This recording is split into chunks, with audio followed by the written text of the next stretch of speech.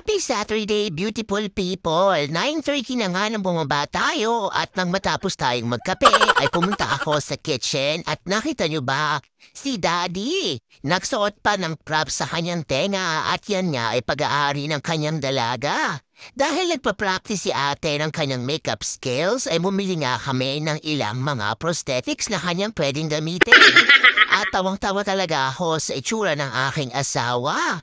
Hindi niya nga hinubad ang kanyang napakalaking tenga at habang tayo nga ay kumakain, ay tawa pa rin ako ng tawa dahil feel na feel nga ni Dading maging engkanto. Ayan at tinatakpan pa niya ang kanyang pagmumukha at sinusundan natin siya ng kamera. Pagkatapos naming mag-almusal ay naghula hoop muna ako para sa ating exercise ngayong umaga.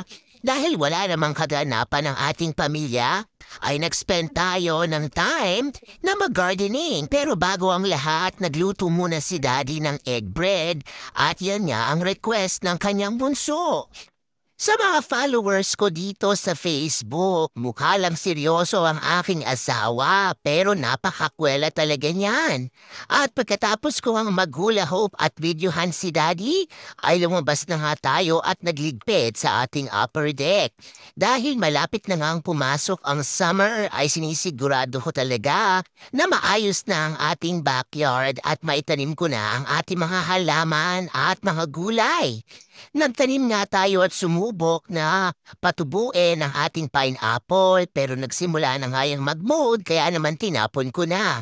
Ayan lang iba't ibang klaseng bulaklak natin dito sa upper deck na talaga namang sobrang gaganda. At excited na rin tayong mag-almusal sa labas kaya naman abangan ninyo ang mga susunod kong video. Pagkatapos ko ngang maglinis ng upper deck ay bumaba na kami ni Daddy at sinimulan na nating linisin at i-amend ang mga lupa dito sa mga paso natin sa lower deck at panoorin niyo muna ang kaganapan ng aming buong pamilya dahil pati si Bunso ay nakijoin din kaya naman enjoy watching!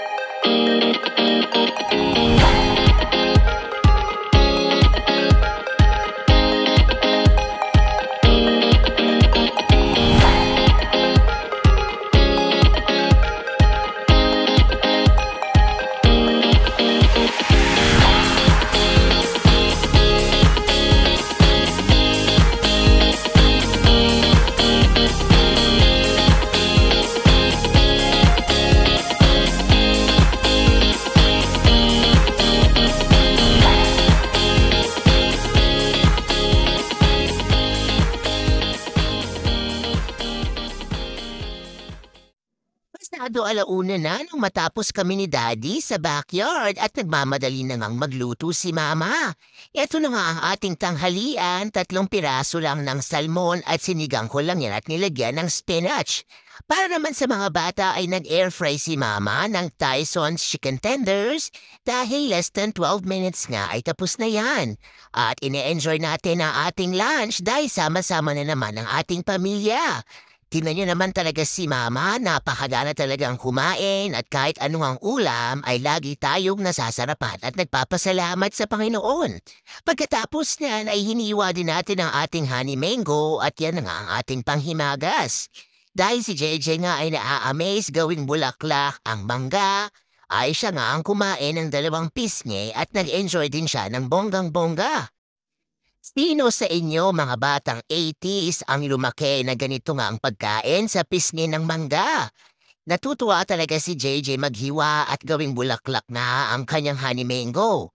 Para naman sa ating hapunan ay gumawa tayo ng corned beef brisket at ribeye steak naman para kay Bunso. Meron din tayong nabili na white corn on sale, $2 nga ang 6 na piraso at naghati kami ni ate. Isa na namang matagumpay na araw para sa inyong pamilya.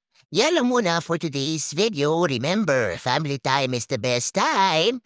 And every gising with your family is a blessing. God bless everyone.